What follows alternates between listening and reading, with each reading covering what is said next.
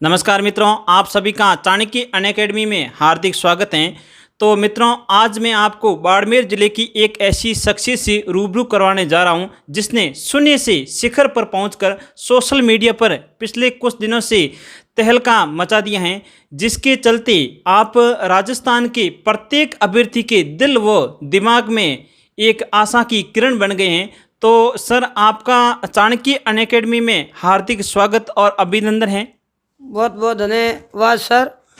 और इसी तरह चाणक्य एकेडमी हमारा जो मार्गदर्शन करती है, बहुत बहुत धन्यवाद और शुक्रिया सर। तो सर, आपने ये लगातार 3 भर्तियों में सफलता प्राप्त करके ये साबित कर दिया है कि अगर मन में जुनून व जज्बा हो तो कोई भी कठिनाई व्यक्ति को आगे बढ़ने से नहीं रोक सकती हैं।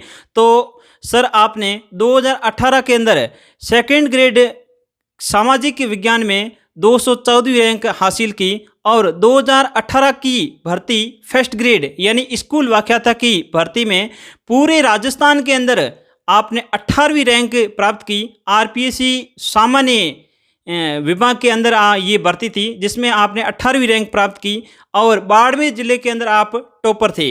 इसके बाद में 2018 की भर्ती थी स्कूल व्याख्याता की भर्ती, आरपीएससी के अंदर संस्कृत विभाग द्वारा अलग से भर्ती कराई जाती हैं।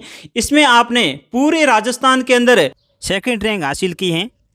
तो इसके लिए श्रीमान जी आपका बहुत बहुत धन्यवाद और आभार। थैंक यू सर, बहुत बहुत धन्यवाद है।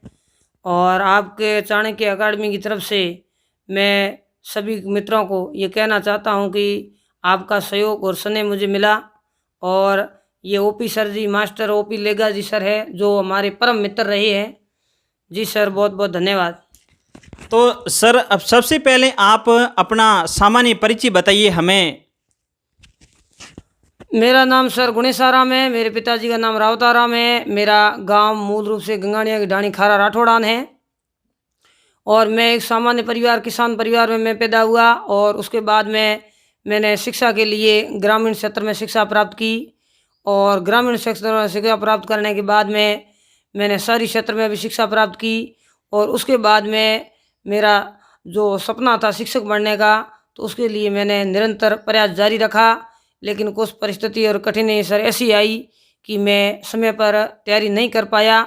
लेकिन जब मैं अन्य लोगों को सफल होते हुए देखता था तो मेरे भी मन में विचार आया।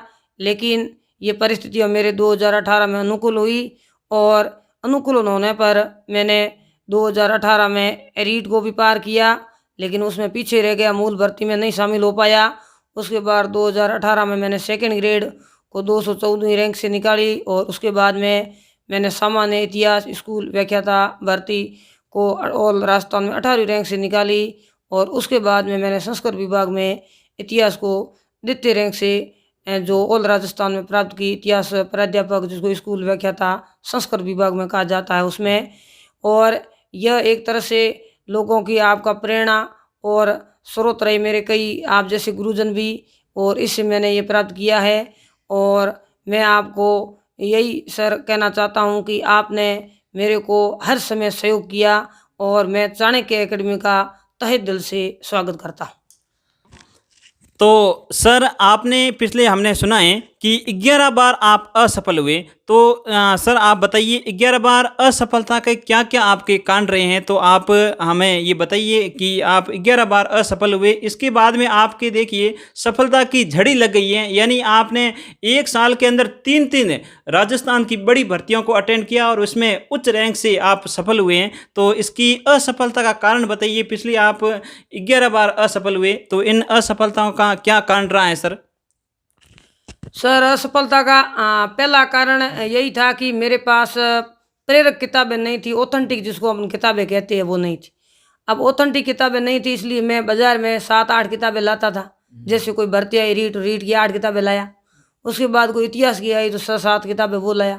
कहने मतलब ऑथेंटिक किताबों को मुझे भरोसा नहीं था, इसलिए पहला असफलता का कारण मेरे पास प्रेरक और ऑथेंटिक किताबें नहीं थी। अच्छा।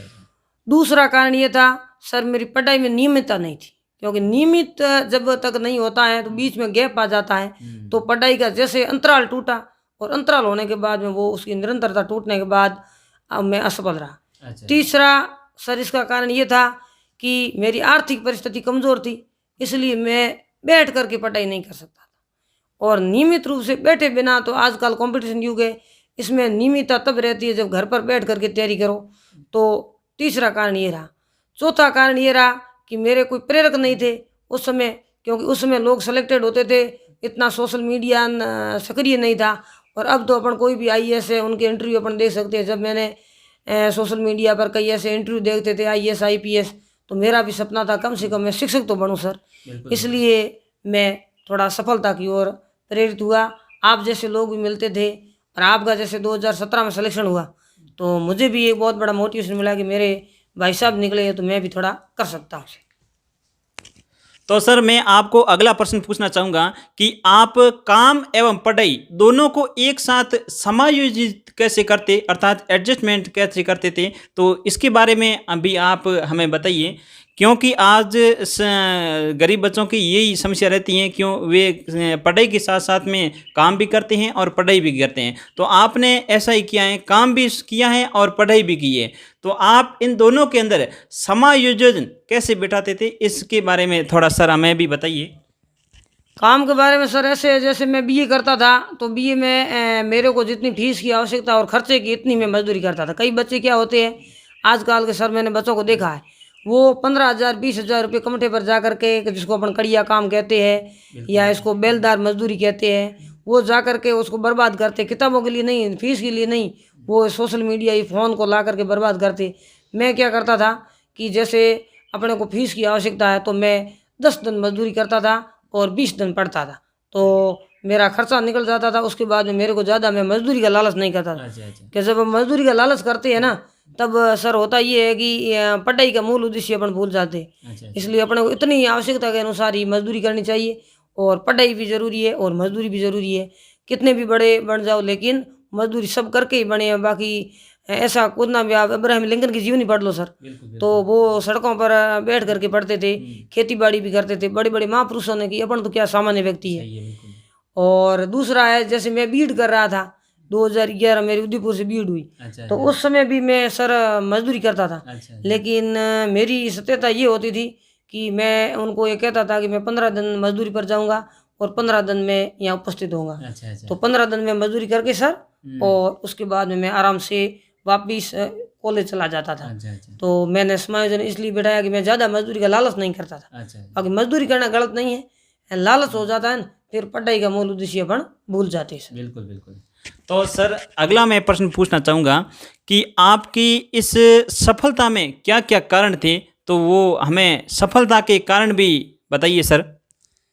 सफलता का कारण ये है कि सर पहला तो सफलता का कारण ये है कि ऑथेंटिक किताबें। बिल्कुल। और जो ऑथेंटिक किताबें होती थी वो उसके लिए, जैसे आप जब वो सेलेक्टेड हुए थे आपको मैंने एक बार पूछा था, तो आपने कहा था कि आप एक बार अगर सेलेक्टेड लोगों से मिलो तो आपको ये सफलता मिलेगी। बिल्कुल। तो सेलेक्टेड लोग आज समय उस समय आप कोचिंग की थी, आपने मेरे को गणपत सिंह को बताया था। बिल्कुल। तो मूल रूप से मैं उनसे इतना परिचित नहीं था, लेकिन फिर भी जब उनके वो कोचिंग चल रही थी तब मैं उनसे जो अप्रत्यक्ष रूप से मिलने गया था। वैसे कोचिंग के उद्देश्य के लिए नहीं गया था, लेकिन सर से मिला तो उन्होंने मुझे कुछ प्रेरक किताबें बताई। तो वो किताबें उन्हीं के आधार पर मैंने पढ़ा, ज़्यादा मैं लाया नहीं, सीमित मैटर रखा और प्रेरक किताबें, ऑथेंटिक किताबें, पहला ये बात। दूसरा पढ़ाई में निरंतरता मैंने पकड़ी। भाई भले शाम को मैं एक टॉपिक पढ़ता, मौर्य साम्राज्य पढ़ा तो इतना तो कम से कम निरंतर पढ़े। दूसरे दिन गुप्त साम्राज्य पढ़ना है तो मैंने गुप्त को निरंतर रखा। तीसरे दिन जैसे धीर सिंह भाई की अवनी पब्लिकेशन बहुत अच्छी किताब आती है, उसको मैंने पढ़ा, तो एक टॉपिक पढ़ा तो वो निरंतर पढ़ा, निरंतरता रखी। तीसरा कारण ये था कि मेरी आर्थिक स्थिति सुदृढ़ हो गई। आर्थिक स्थिति सुदृढ़, मैं घर बैठ करके पढ़ाई करने लगा। क्योंकि आजकल कंपटीशन युग है, तो इसमें पूरा समय देंगे तो ही हम किताबों को पढ़ पाएंगे, और पूर्ण किताबें नहीं पढ़ेंगे तब तक सेलेक्ट नहीं होगा। अज्जल गगरी सलकत जाए, तो आधा घड़ा इतना था, इसलिए मैंने कहा तो पूर्ण थोड़ा ज्ञान प्राप्त करने के बैठना। तीसरी बात है कि मैं उसी समय मतलब एक शिक्षक सीखने की कोशिश करता था, ये बालक की तरह। कई होते वो सीख लेने का मेरे को आता है, ऐसा कुछ नहीं। मैं सुनने से आगे बढ़ना चाहता था ताकि मैं हर आदमी से सीखता। जैसे आपने कहा तो आपसे मैं सीखने की कोशिश करता। तो मेरी सफलता के कारण ये रहा है कि मैं हमेशा सीखता रहा, तो आज भी सीखता हूँ। कोई अच्छा पढ़ाता है ना, उसे सीख रहा। तो सर अब हमें आप बताइए आपकी पढ़ाई की रणनीति क्या रही और इसका आपके परिणाम क्या रहा अर्थात रिजल्ट क्या रहा, तो इसके बारे में भी विस्तार से हमें बताइए सर।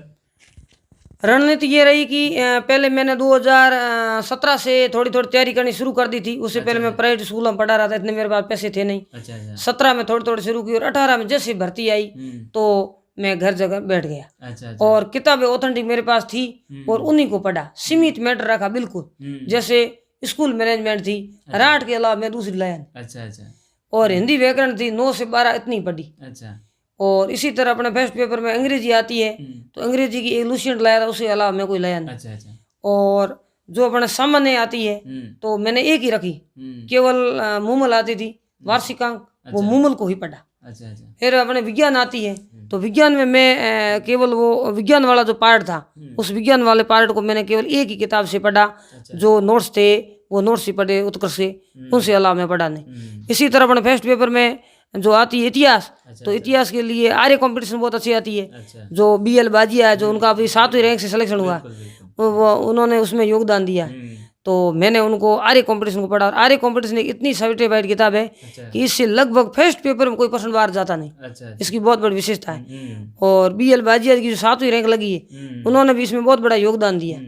और फिर इसमें मैंने सीमित सामग्री रखी, जैसे इसमें जो अपने क्वेश्चन आते हैं राजनीति विज्ञान के, तो राजनीति विज्ञान के मैं नोट्स लाया था जो कैलाश जी के लिखे हुए, अच्छा अच्छा जो किसी मेरे मित्र ने दिए थे, मैंने वही पढ़े थे। तो कैलाश जी ने लिखा है उस कैलाश जी चौधरी जो असिस्टेंट प्रोफेसर है बाड़मेर में, बहुत अच्छे है। उन्होंने उनके लिखे हुए नोट्स से 1% भी बाहर आता नहीं। मेरी तो विश्वास है कि उनका ही नोट्स पढ़े तो भी वो बच्चा फर्स्ट ग्रेड का फर्स्ट पेपर आसानी से पार कर सकता है। मतलब कैलाश जी से आपने पॉलिटिकल पढ़ी और पॉलिटिकल किसी से पढ़ी सर? पॉलिटिकल मैंने पढ़ी किसी से नहीं, लेकिन कैलाश जी के जो नोट्स थे ना वो मैंने पढ़े। नोट्स पढ़े? हाँ, उनके नोट उच्च स्तरीय है और उनसे पढ़ा। तो वैसे कानराज जी के नोट्स थे मेरे पास। अच्छा अच्छा तो कानराज जी के भी उच्च स्तरीय नोट्स थे। तो नोट्स तो आसानी से बाजार में हर जगह उपलब्ध हो जाते हैं। हाँ और सोशल मीडिया से मैं हमेशा दूर रहता था। अच्छा अच्छा दूसरी सफलता के कारण भाई मैंने सोशल मीडिया है इसका बिल्कुल यूज लिया ही नहीं। बिल्कुल बिल्कुल सर, मैं आपको बिल्कुल नज़दीकी से जानता हूँ। आप पहले स्मार्टफोन भी नहीं रखते थे, बिल्कुल सादा वाला नोकिया फ़ोन रखते थे, स्मार्टफोन भी नहीं होता था, इसलिए आप इतनी बड़ी सफलता को हासिल की है सर। तो आप रीट के अंदर भी बहुत अच्छे अंक प्राप्त किए थे। रीट के अंदर आपने अच्छे अंक प्राप्त करने के बावजूद आपका सिलेक्शन क्यों नहीं हुआ, इसका भी हमें कारण बताइए सर। रीट में सर मेरे को 2018 वाली में 120 नंबर थे, लेकिन वो BE वाले परसेंटेज रखे थे। अच्छा तो BE वाले परसेंट हम पहले क्या 1 वीक सीरीज चलाते थे, आज भी बच्चे 1 वीक सीरीज चलाते। तो मूल विषय अगर हमने वहाँ पढ़ा होता तो आज हमारा रीट में सिलेक्शन हो जाता था। इसलिए मैं रीट की असफलता के कारण मैं खुद को मानता हूँ, क्योंकि मैं 1 वीक सीरीज ला कर पढ़ा। अगर उस समय मैं BE की किताबें लाता ऑथेंटिक तो मेरे परसेंटेज अगर 60% हो जाता तो रीट सिलेक्शन हो जाता। रीट के लिए अगर आपको सेलेक्टेड होता BE में अच्छे परसेंट बढ़ाओ। और दूसरा बात ये था कि मैंने जो उस पेपर को समझा नहीं सही तरह से, अगर 5 नंबर ज़्यादा आ जाते तो भी मेरा सिलेक्शन हो जाता। अच्छा अच्छा रीट में। अच्छा, तो सर आज मैं एक आपको ये प्रश्न पूछना चाह रहा हूँ, क्योंकि अभी कुछ दिनों बाद यानी 50-60 दिन बचे हैं रीट को, तो आप रीट के अभ्यर्थियों को जो अभी तैयारी के अंदर जुटे हुए हैं तो उनको आप क्या संदेश देना चाहेंगे सर? रीट के बारे में मैं ये कहना चाहता हूँ कि परीक्षा कब होगी क्या होगी ये अपने को निर्णय कभी नहीं लेना चाहिए। अपने को यही करना है कि परीक्षा कल मान करके अपने को तैयारी करनी चाहिए। कल या परसों अपनी परीक्षा है, बिल्कुल बिल्कुल। पहली बात ये। दूसरी, जो आपके पास किताब है आप पहले से पढ़ रही, उसके अलावा आपको कोई नई किताब पढ़नी नहीं, क्योंकि नई किताब जैसे आप लाओगे तो मूल उद्देश्य से आप भ्रमित हो जाओगे, क्योंकि नई किताब से अपन वो सिलेबस पूर्ण नहीं कर सकते। दूसरी बात है कि कई बच्चे मुझे पूछते हैं कि सर रीट में क्या पढ़ना चाहिए, उनको मैं ये कहना चाहता हूँ कि मैं चाणक्य अनअकैडमी माध्यम से आपको बताना चाहता हूँ कौन कौन सी किताबें पढ़नी चाहिए। जैसे अपने इसमें 30 क्वेश्चन आते हैं हिंदी के, तो हिंदी के 9 से 12 तक की व्याकरण पढ़ लो। उससे ज्यादा कई बच्चे के पुरानी पढ़े या नहीं पढ़े, कोई भी पढ़ो, 9 से 12 तक की व्याकरण होनी चाहिए। हाँ, दूसरी संस्कृत के 30 क्वेश्चन आते हैं। वैसे तो आप रीट क्वालिफिकेशन आपको पता है, तो 30 आते हैं, तो 30 में साफल्य में नोट्स पढ़ लो। अच्छा, और बहुत अच्छी किताब हाँ, होती है, हाँ, और 6ठी 7वीं और 8वीं की जो वर्तमान में किताबें चल रही है उनके पीछे वाले जो उदाहरण हैं उन उदाहरणों को आप मिला दो। बिल्कुल बिल्कुल।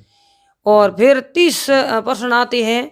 आजकल रीट में क्या कि प्रश्न आने डिप्ली डीपली आते, मतलब कठिन प्रश्न आते। अच्छा अच्छा। तो डिफिकल्ट प्रश्नों के लिए आजकल जो 30 क्वेश्चन आते हैं इसके मनोविज्ञान के, उसके लिए मैं यही संदेश देना चाहता हूँ कि आप धीर सिंह धाभावी की अवनी प्रकाशन, वैसे मैं धीर सिंह धाभावी को जानता नहीं हूँ, अच्छा बिल्कुल। नहीं मैंने उनसे कभी मेरी बात हुई, बिल्कुल लेकिन मैं उनका वीडियो और उनकी शैली देखता हूँ। बिल्कुल। वास्तव में मैंने किताब उनकी पढ़ी और मेरे को इसमें फर्स्ट ग्रेड में फायदा हुआ अवनी से। अच्छा तो मैं ये कहता हूँ अवनी के अलावा आपको ज्यादा किताबें इकट्ठी करनी नहीं है, अच्छा अच्छा। अवनी पढ़ लो और बहुत सर्टिफाइड है, अच्छा उस किताब से बाहर एक क्वेश्चन जाता नहीं। अच्छा, कहने का मतलब है आपने ये अवनी पब्लिकेशन की शिक्षा मनोविज्ञान की रामबाण किताब है, तो आप इनके ऊपर बिल्कुल आंख मूंद के विश्वास कर सकते हैं, क्योंकि हमने भी इनको बहुत अच्छे से किताब को पढ़ा है और धीर सिंह जी के यूट्यूब पर वीडियो वगैरह भी देखते रहते हैं। तो ये बहुत अच्छी है सर, आप बहुत अच्छी जानकारी दी। तो एक और प्रश्न मैं अगला पूछना चाहूँगा कि एक अभी ये चलता है कि कम सीटें हैं और ये आरक्षण का प्रभाव, इसके बारे में सर आपका क्या विचार है?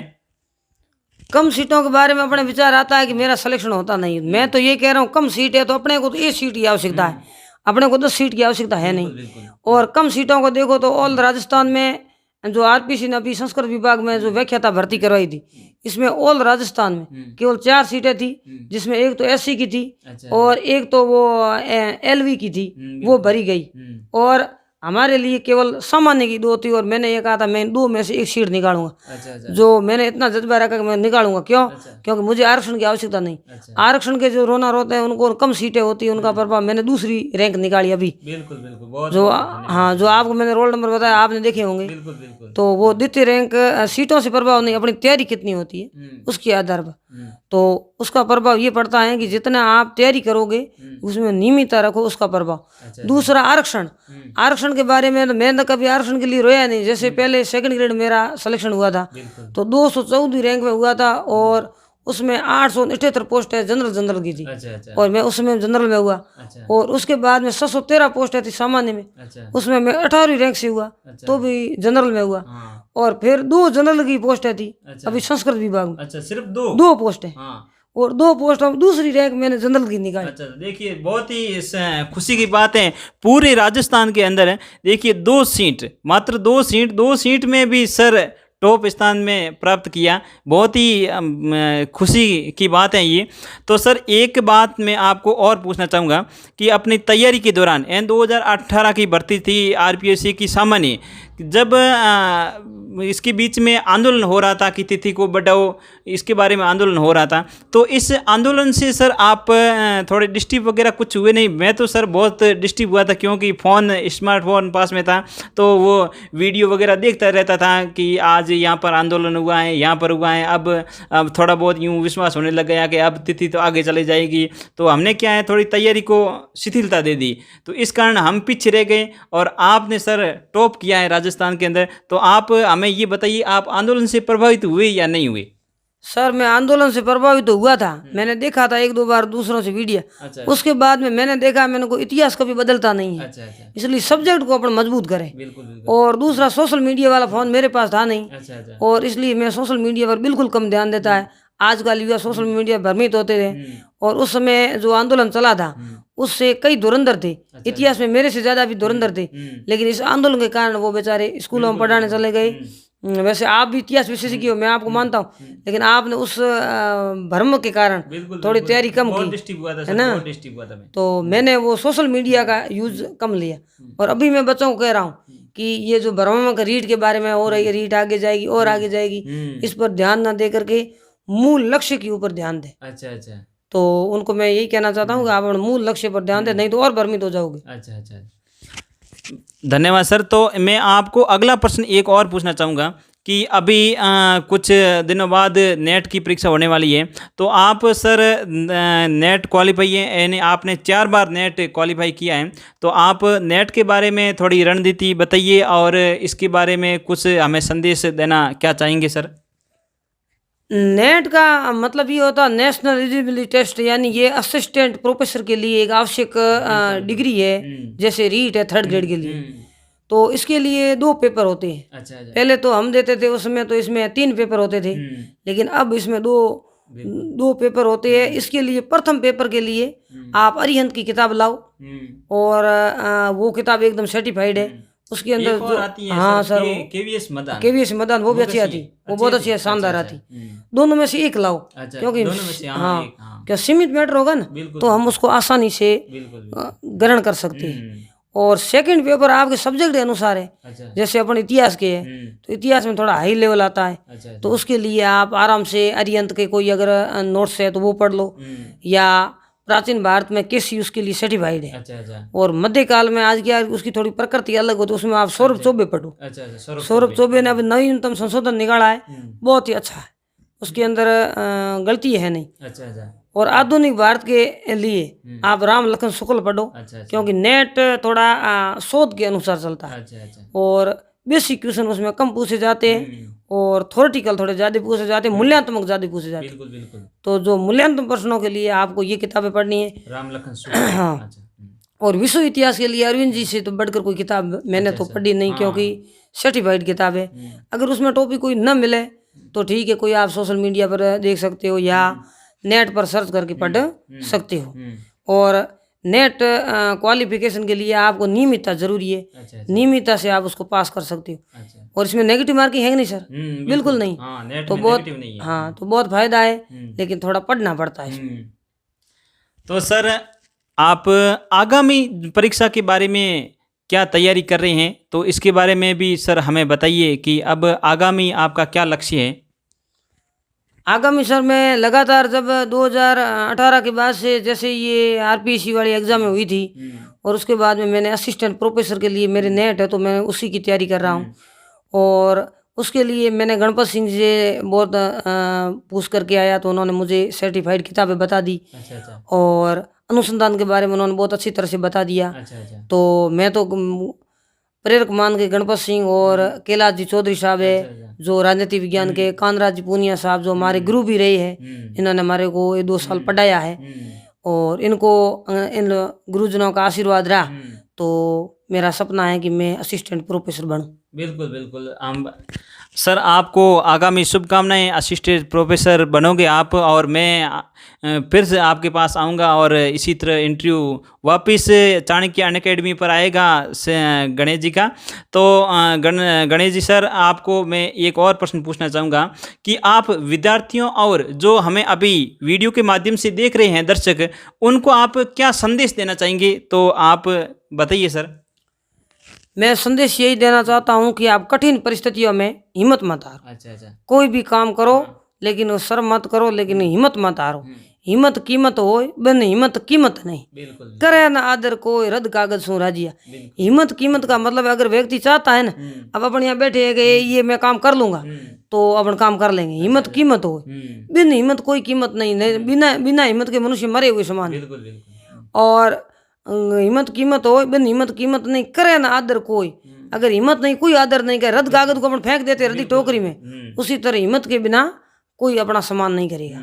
दूसरा मैं यही कहना चाहता हूँ, मन में कभी मनुष्य को हारना नहीं चाहिए, कि मन के हारे हार है, मन के जीते जीत, पार ब्रह्मा को पाइए और मन के ही प्रतीत।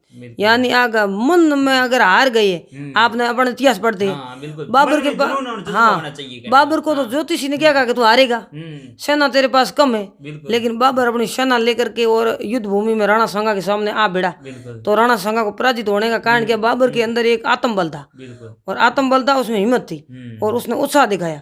इसलिए अपन को दूसरे लोगों के बहका में नहीं आना चाहिए, अपना खुद मूल उद्देश्य से अपन को कभी भटकना नहीं चाहिए। जैसे कोई भर्ती आ गई है तो उसको आप एकदम उसके लिए लग जाओ। जैसे अपन कोई भी महफिल में बैठते हैं तो वहाँ अपन किसी भी वस्तु का आनंद ले रहे हैं, तो उसका पूरा आनंद लो। इसके लिए मैंने झणकार में लाइन पढ़ी है, और झणकार क्षत्रिय युग संघ के संस्थापक श्री तन सिंह जी है, उनकी लिखी है। उन्होंने कहा है कि हमें भी सुनाइए सर। हाँ, उसमें 2 लाइनें हैं, बहुत अच्छी है सर। उसमें कहा गया कि जैसे आप भर्ती ये है तो उसको लिए बैठे हैं, तो उसमें कहा गया उसको, उसने एक प्याले से तुलना की। कोई प्याला होता है उसमें जल पीते हैं या उसमें कोई भी पिए, तो उन्होंने कहा था कि टुक पी ले रे प्यालो के जाने आपुल फिर आसी, इण प्याले रो रस जिण चाख्यो स्वाद किण भावे, अमीरा कुपा सोड़ मूर्ख ने जहर खाए मर जावे, मनवारों ने निरख बावड़ा प्यालो कुण भर लावे, मन कपड़े रो मोल गमा मत जा जमड़ी उड़ जासी टुक पी ले रे प्यालो के जाने आपुल फिर आसी। इसमें तन सिंह जी ये कहते हैं कि आप अच्छे कर्म करते जाओ, और जैसे आप परीक्षा दे रहे हो तो वो उसको अमृत के रूप में उसको लो, ऐसे उसके लिए रोना मत रो। कहिए इन प्याले रो रस जिण चाख्यो स्वाद किणने भावे अमीरा कूपा सोड़ मूर्ख ने जहर खाए मर जावे मनवारों ने निरख बावला प्यालो कुण भर लावे मन कपने रो मोल गमा मत जा जमड़ी उड़ जासी। यानी अपने मनुष्य का जन्म है 84 योनियों में हुआ। इसलिए मनुष्य को जब जन्म लिया इसको सार्थक बनाओ। इसको नशा में मुक्ति का में अभियान चलाते, घर पर नशा करते हैं, डोडा पीते हैं, दारू पीते, इसमें मत लगाओ। इसको आप जाजम, जाजम का मतलब ये है कि आप जब बैठते हैं तो लोग आपको रिस्पेक्ट करें, आपका सम्मान करें, ऐसा काम करो। आगे भी के इन पगलों में आस बंदी है क्यों पग धरता डरता थारा मारा वचन बांधू साथ रे वोला मरता आंसुड़ों ने रोक बड़ा पानी डोबे जासी टुक पी ले रे प्यालो के जाने आपुल फिर आसी। अब मैं ये कहना चाहता हूँ कि रीट है ये पुल वापस नहीं आएगी। क्योंकि समझदार सुजान नर अवसर आयो चूके नहीं अवसर ओसान रहे घना दिन राजिया। अब आप 2017 में लगे, हम अभी लगे, आपने उस अवसर का फायदा उठाया, इसी आप हमारे से आगे हो। आगे का मतलब ये है कि आपने प्रेरक का काम किया, तभी हम आगे बढ़े। कहने का मतलब है अपने को मैं यही संदेश देना चाहता हूँ, हिम्मत रखो, मेहनत रखो और गुरुजनों का सम्मान करो, भाई बंधुओं का सम्मान करो, माता पिता की सेवा करो। गाय माता है, इसको आप 2 रुपये की दक्षिणा अगर हो तो दो। और ये गाय की मेरे को जो सफलता मिली है माता पिता की सेवा और गायों की सेवा से ही मिली। क्योंकि गाय विश्व से मातरम कहा गया शास्त्रों। तो गणेश जी आपका बहुत बहुत दिल से आभार। आज आपने चाणक्य अनअकैडमी पर इतना अमूल्य अपना समय निकालकर हमें इतना प्रेरित किया और बहुत ही अच्छा आपने सकारात्मक संदेश दिया और अपनी सफलता असफलता के बारे में आपने विस्तार से हमें बताया। तो हम आपके इस कदमों पर चलने की कोशिश करेंगे और बहुत सारे अभ्यर्थी आपको एक आशा की किरण मानते हैं सर, मतलब आपको एक आदर्श पुरुष मानते हैं और आपके किए गए इस रणनीति के अनुसार वे भी चलकर अपने सफलता के कदम एक दिन चूमेंगे। तो आज आपने हमें समय दिया, इसके लिए सर बहुत बहुत धन्यवाद और आभार। तो मैं चाणक्य एकेडमी के श्री ओपी सर जी लेगा साहब का तहे दिल से आभार व्यक्त करता हूँ। इन्होंने अपना अमूल्य समय निकाला और इनका एक सपना है कि हर युवा ये वीडियो देखे ताकि वो प्रेरणा लेकर के आगे बढ़े। हमारे को न तो इसमें कोई पैसे कमाने हैं, हर युवा आगे बढ़े। अगर युवा आगे बढ़ेगा तो हमारा देश आगे बढ़ेगा। तो चाणक्य अकादमी का मैं तहे दिल से हार्दिक अभिनंदन करता हूं और मेरे परम मित्र जो लेगा सर ने अपना समय निकाला है, इसके लिए आपका बहुत बहुत स्वागत है और ऐसा ही समय आपको हमारे को देते रहे ताकि हम भी मोटिवेट हों। धन्यवाद, बहुत बहुत धन्यवाद सर। सब्सक्राइब करें हमारा YouTube चैनल, बेल आइकन को क्लिक करना ना भूलें, जिससे आगे आने वाले सभी YouTube अपडेट्स, वीडियोस, नोटिफिकेशंस आपको मिलते रहें।